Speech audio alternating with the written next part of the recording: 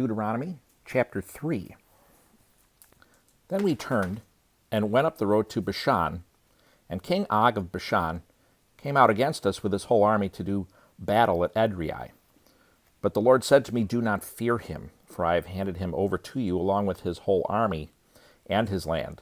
Do to him as you did to King Sihon of the Amorites, who lived in Heshbon."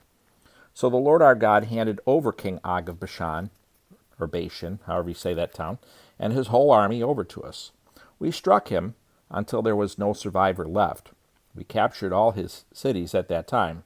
There wasn't a city that we didn't take from them. 60 cities, the entire region of Argob, the kingdom of Og at Bashan, or in Bashan.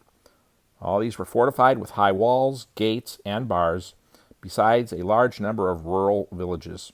We completely destroyed them, as we had done to King Sihon of Heshbon, destroying the men, women, and children of every city. We took all the livestock and the spoil from the cities as plunder for ourselves. At that time, we took the land from the 2 Amorite kings across the Jordan, from the Arnon Valley as far as Mount Hermon, which the Sidonians call Sirion, but the Amorites call Senir, all the cities of the plateau, Gilead and Bashan as far as Salakah and Edrei, cities of Og's kingdom in Bashan. Only King Og of Bashan was left of the remnant of the Rephaim. His bed was made of iron. Isn't it in Rabbah of the Ammonites? It is 13.5 feet long and 6 feet wide by standard measure. At that time we took possession of this land. I gave to the Reubenites and Gadites the area extending from Aroer by the Arnon Valley and half the hill country of Gilead along with its cities. I gave to half the tribe of Manasseh the rest of Gilead. I gave to half the tribe of Manasseh the rest of Gilead and all Bashan, the kingdom of Og. The entire region of Argob, the whole territory of Bashan, used to be called the land of Rephaim. Jair, a descendant of Manasseh, took over the entire region of Argob as far as the border of the Geshurites and Maacathites. He called Bashan by his own name, Jair's villages, as it is today. I gave Gilead to Machir, and I gave to the Reubenites and Gadites the area extending from Gilead to the Arnon Valley. The middle of the valley was the border, and up to the Jabbok River, the border of the Ammonites. The Arabah and Jordan are also borders from Chinnereth as far as the Sea of the Arabah, the Dead Sea, under the slopes of Pisgah on the east.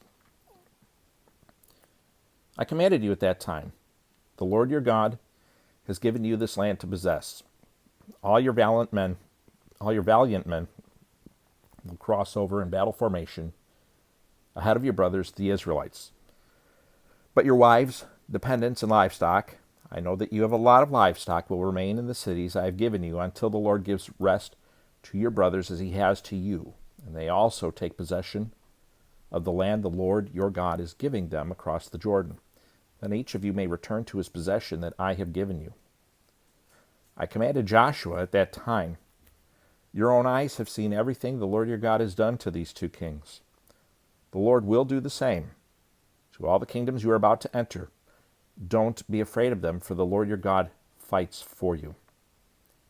At that time I begged the Lord, "Lord God, you have begun to show your greatness and your strong hand to your servant. For what God is there in heaven or on earth who can perform deeds and mighty acts like yours?